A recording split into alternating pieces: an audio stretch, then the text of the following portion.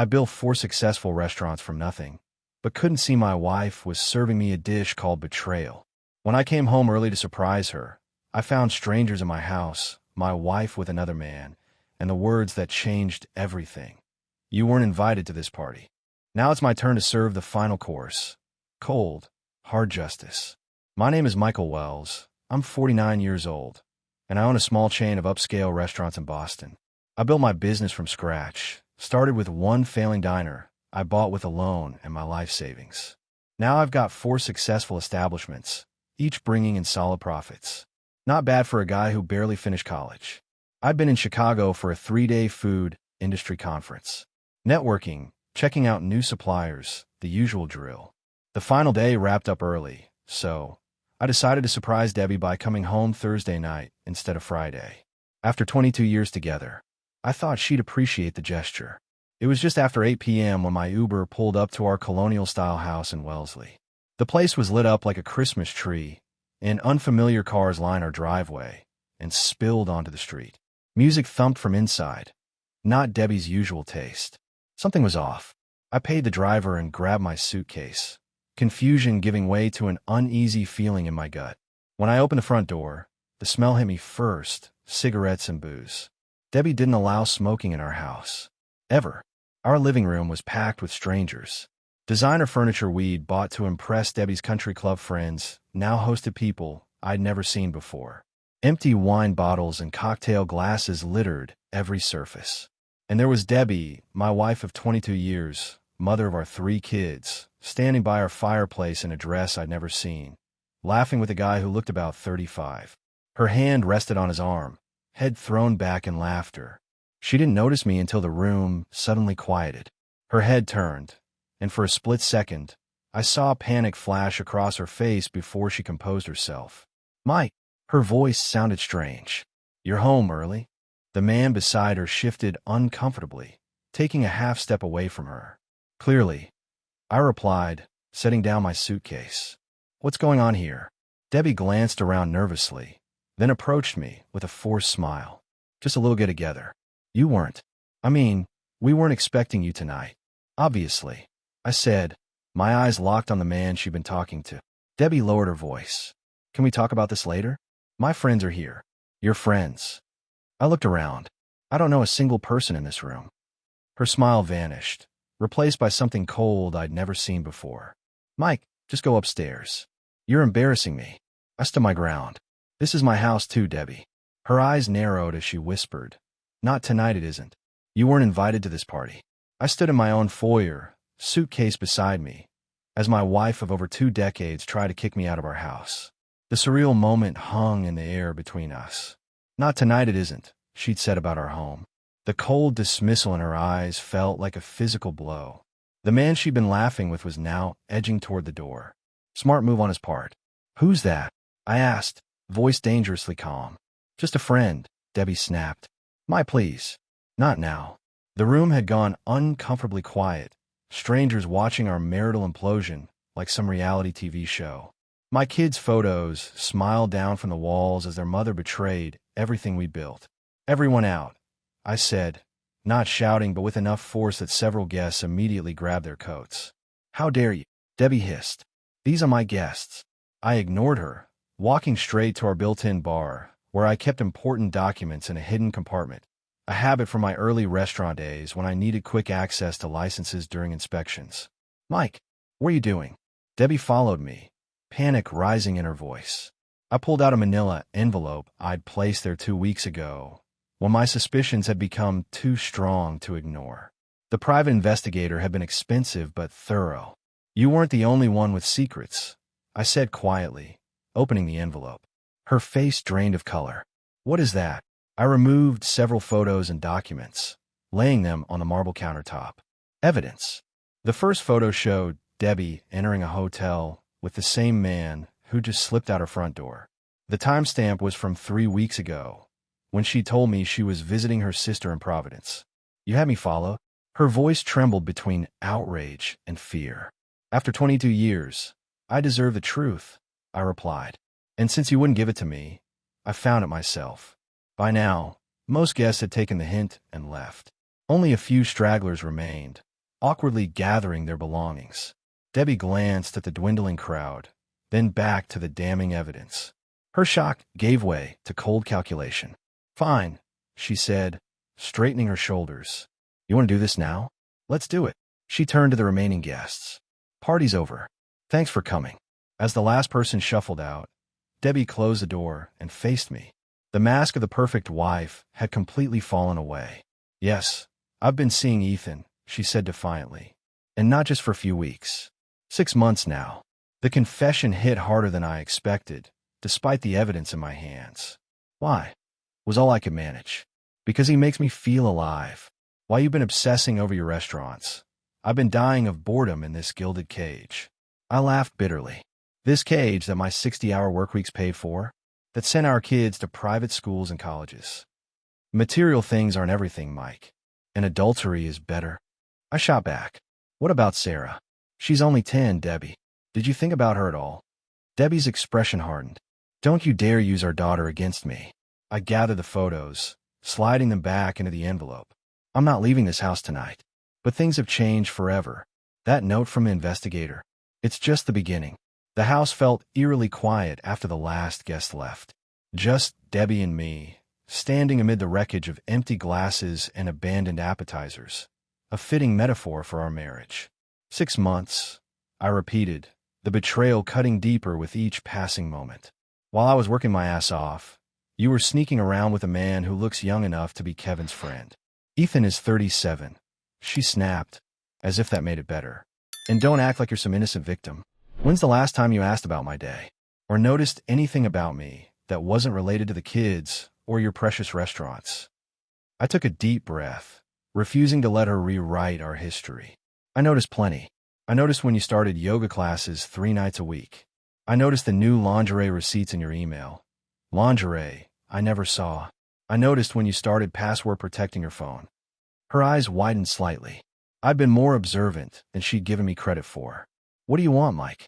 To punish me? To make me beg? I want to understand how 22 years meant so little to you that you'd throw it away like this. She laughed bitterly.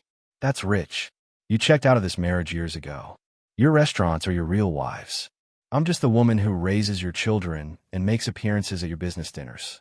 Her words hit a nerve, but I refused to accept full blame for her choices. Then you should have said something. Asked for counseling. Hell, asked for a divorce if you were that unhappy. Instead, you lied to my face. Day after day. Debbie crossed her arms defensively. And what would you have done? Given up your precious empire to save us? Please. I moved toward the staircase, needing distance before I said something unforgivable. I'm sleeping in the guest room tonight. Tomorrow, I'll be calling our lawyer. Our lawyer works for your business. You think he'll represent me? Her voice had an edge of panic. Raymond will recommend someone reputable. Despite what you think of me, I'm not out to destroy you, Debbie. But I won't be made a fool of either.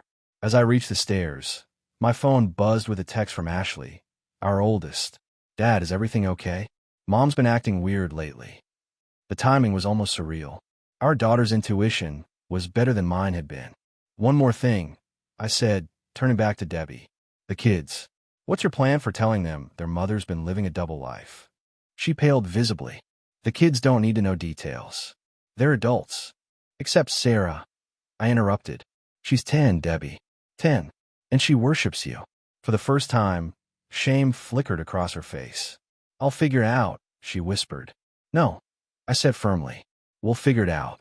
They're still my children, too. As I climbed the stairs, the weight of everything pressed down on me. My marriage was over, but my role as a father wasn't. For my kids, especially Sarah, I needed to stay strong. I barely slept that night, lying awake in our guest room, surrounded by framed family photos that now felt like artifacts from a different life. Around 5 a.m., I gave up trying and headed to the kitchen to make coffee.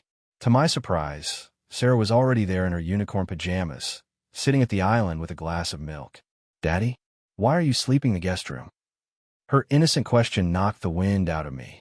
I sat beside her, choosing my words carefully. Mom and I had a disagreement, sweetheart. About the party? Sarah asked, too perceptive for her age. I heard you guys when I came home with Mrs. Peterson. My heart sank.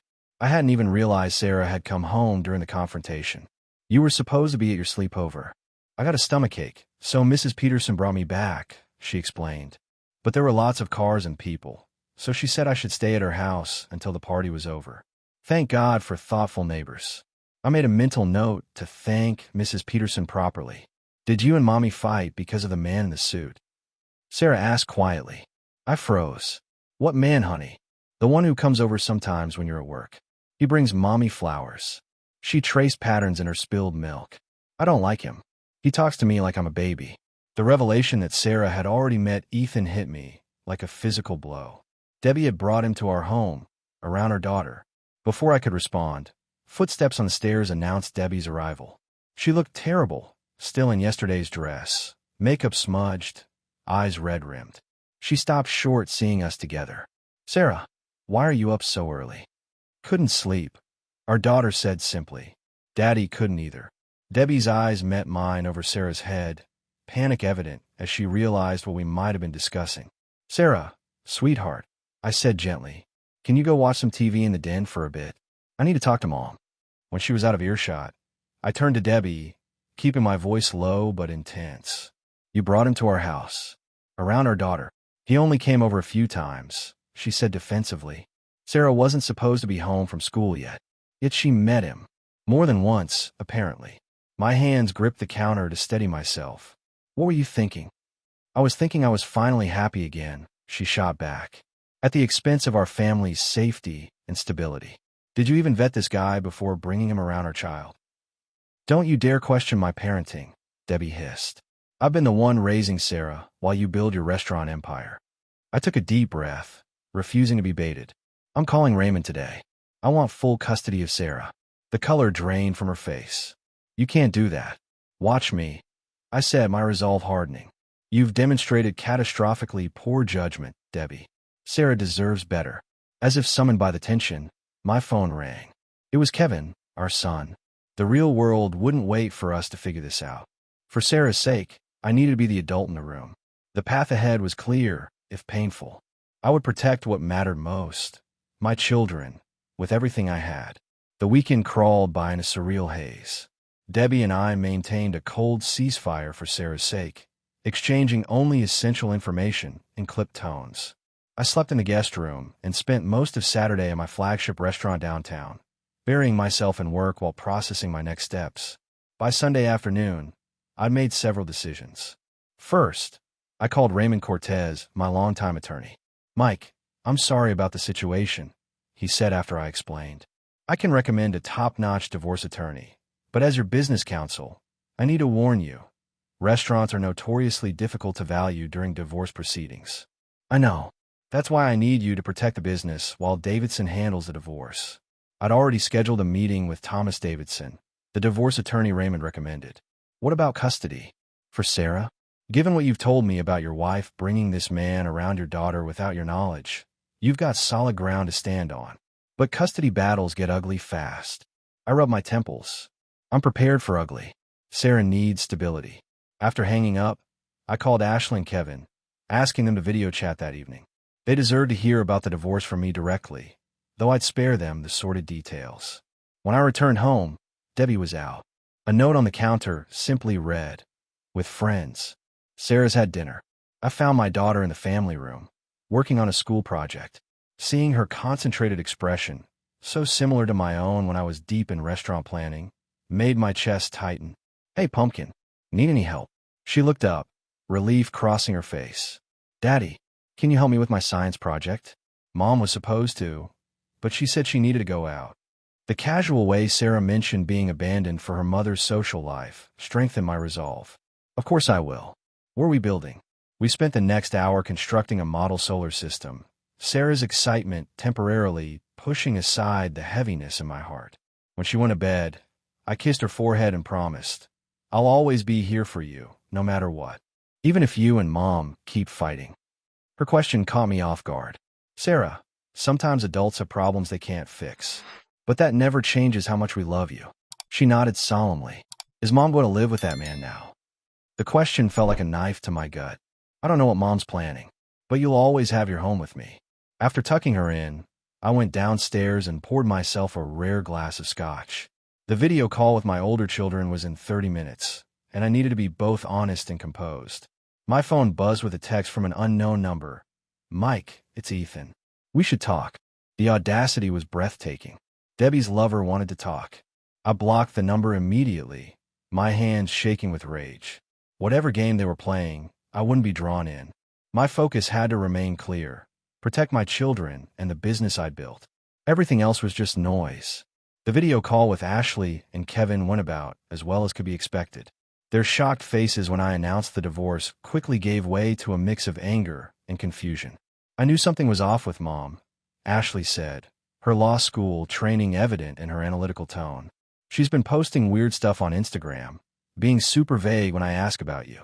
Kevin was quieter, his jaw clenched tight. "Is it that guy, Ethan? The one who keeps commenting on all her posts?" I managed to hide my surprise.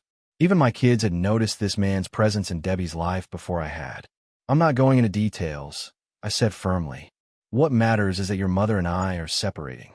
I've retained an attorney, and I'm seeking primary custody of Sarah." "Thank God," Ashley murmured. "Sarah needs stability right now." Kevin finally spoke up. "What about the restaurants? Mom always said she helped you build a business." A fair question, and one my attorney had prepared me for. "The business will likely be considered a marital asset. I'm working to ensure its survival through this process." After reassuring them that my focus was protecting Sarah and maintaining their college funding, we ended the call with promises to talk again soon. I had just poured a second scotch when I heard the front door open. Debbie walked in, looking defiant. "Where have you been?" I asked, though I hardly cared. "With my attorney," she replied coolly. "Discussing my rights to half the business I helped you build." I set my glass down carefully. "Interesting timing. I just finished telling our adult children about the divorce." Her face paled slightly. "You had no right to do that without me. Like you had no right to bring your lover into our home around our daughter." I shot back. "Sarah barely met him twice," she snapped. "And I'm filing for full custody, so you can save your righteous father act." I laughed without humor. "On what grounds?" "Your work schedule, for one. Your constant absences. The 60-hour weeks and missed school events." "While you were where, exactly?" "Oh, right. Sleeping with Ethan." I kept my voice low, aware Sarah might overhear. "You really want to argue that in court?" Her confidence wavered. "My attorney thinks." "Your attorney is telling you what you want to hear," I interrupted. "Mine is telling me the truth. And the truth is, judges don't look kindly on parents who prioritize affairs over their children's well-being." Debbie's mask of confidence cracked. "You're trying to take everything from me. The house, the business, Sarah." "No, Debbie. I'm trying to salvage what's left after you blew up our family. There's a difference." She stepped closer, changing tactics. "Mike, this doesn't have to be ugly. We can work something out." "We will, through our attorneys." I moved toward the stairs. "I have an early meeting tomorrow with Thomas Davidson. You should know he's one of the best divorce attorneys in Massachusetts." Her eyes narrowed. "Is that supposed to intimidate me?" "Just stating facts." "Oh, and Ethan tried to contact me today. Tell your boyfriend that if he reaches out again, his messages go straight to my lawyer." I climbed the stairs, oddly calm despite the confrontation. For 22 years, I'd built restaurants from nothing, turning failing establishments into successes through sheer determination.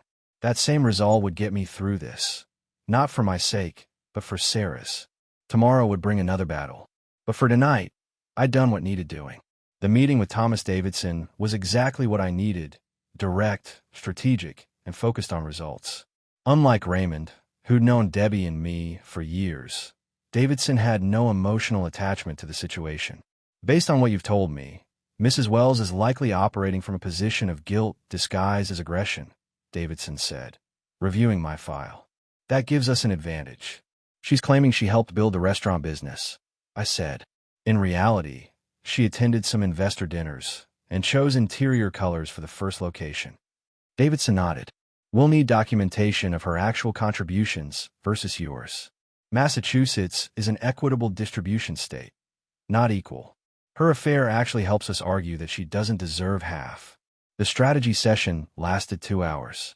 By the end, we had a clear approach: document Sarah's routine and my involvement in it, secure financial records showing my contributions to the business, and prepare for Debbie's inevitable attempt to paint me as an absent workaholic father.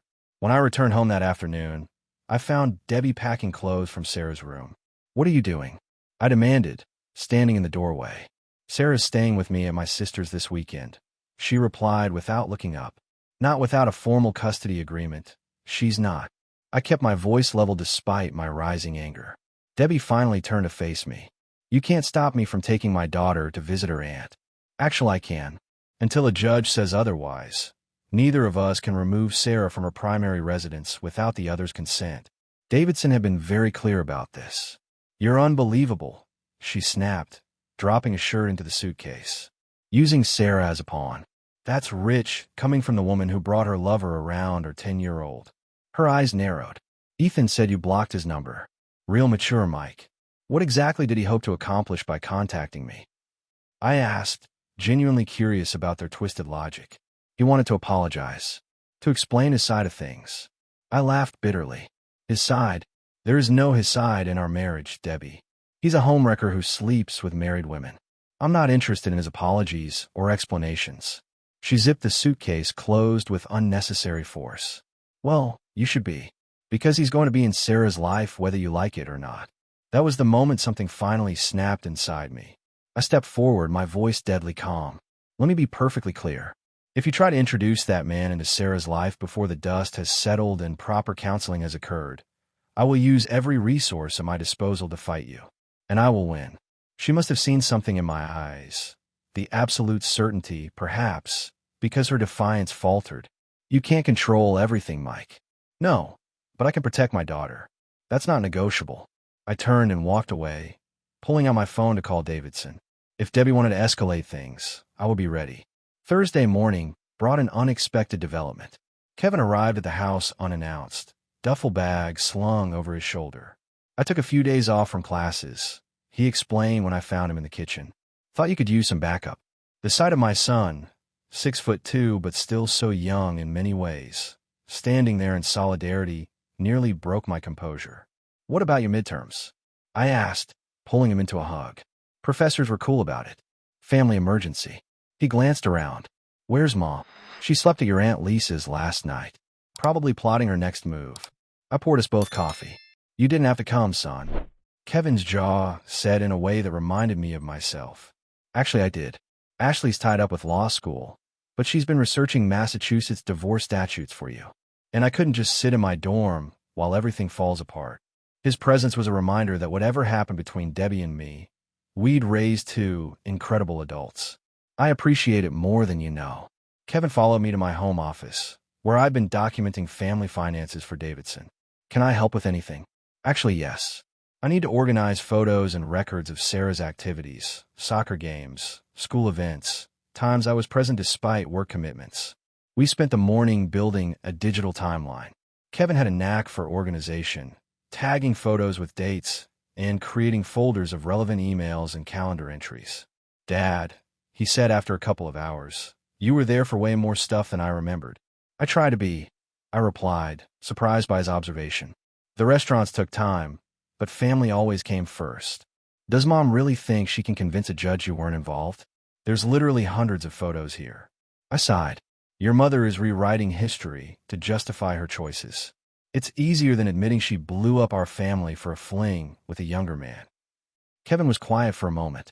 Ethan came to my lacrosse games last spring. Mom introduced him as her gallery friend. I had no idea. The revelation hit me like a physical blow. She brought him to your games. Before I even knew he existed. Twice, maybe 3 times. Kevin looked uncomfortable.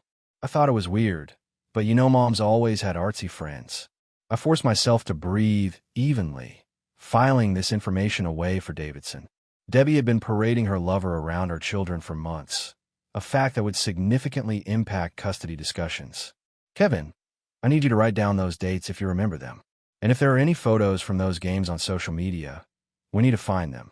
He nodded, understanding the significance. Already on it. The doorbell rang, interrupting our work. I opened it to find Raymond Cortez on my doorstep, expression grim. Mike, we need to talk. Debbie's attorney contacted me about freezing the restaurant accounts. They're claiming business assets are being hidden. I ushered him inside, anger building at this latest attack. The battle was escalating, but with Kevin's unexpected support and this new evidence of Debbie's deception, I felt more determined than ever to protect what mattered: my children and the business I'd built from nothing. The emergency hearing regarding the restaurant finances was scheduled for Monday, but Friday brought a more immediate confrontation. Debbie arrived with her attorney, a sharp-looking woman named Diane Hoffman, demanding to collect more of Sarah's things. "Mr. Wells," Hoffman began formally, "my client has a right to her daughter's belongings." "Your client abandoned the family home without notice," Davidson countered, having arrived minutes earlier at my request. "Any removal of the minor child's property should be documented and approved by both parties." I stood in the background, letting the attorneys spar while Kevin remained upstairs with Sarah, shielding her from the tension. Debbie's eyes blazed with anger. "This is ridiculous, Mike. They're just clothes." "It's not about clothes," I replied calmly. "It's about establishing boundaries and procedures, something you should appreciate, given your recent actions." Davidson presented a document. "We've prepared a temporary property division agreement. Mrs. Wells may take these specified items today, pending the formal hearing." Hoffman reviewed it quickly. "This is unacceptable. It doesn't include any provision for visitation." "Because visitation will be determined by the court on Monday," Davidson replied smoothly. "Mr. Wells has no intention of preventing appropriate contact between mother and daughter." The standoff lasted nearly an hour before Debbie finally signed the temporary agreement, allowing her to take a reasonable amount of Sarah's clothing, but nothing else. As they prepared to leave, Debbie pulled me aside. "This scorched-earth approach isn't like you, Mike. What happened to the reasonable man I married?" "He discovered his wife had been lying to him for months," I answered quietly, "and that she'd introduced their daughter to her lover without his knowledge or consent." Her face paled slightly. "Kevin told you. Did you think he wouldn't? Our children aren't pawns, Debbie. They're people with eyes and feelings who deserve better than what you've put them through." For a fleeting moment, something like shame crossed her features. "I never meant to hurt them." "But you did," I said, not unkindly. "Actions have consequences. Mine included working too much and maybe taking you for granted. Yours included destroying our family's trust." She had no response to that, collecting the approved items and leaving without another word. That evening, I sat with Sarah and Kevin in the family room, watching a movie Sarah had picked. My daughter curled against my side, while Kevin shared occasional, knowing glances with me over her head. Whatever Monday's hearing brought, this moment, protecting what mattered most, made every painful step worthwhile. 3 months after that fateful Thursday night when I came home early, the dust had begun to settle into a new reality.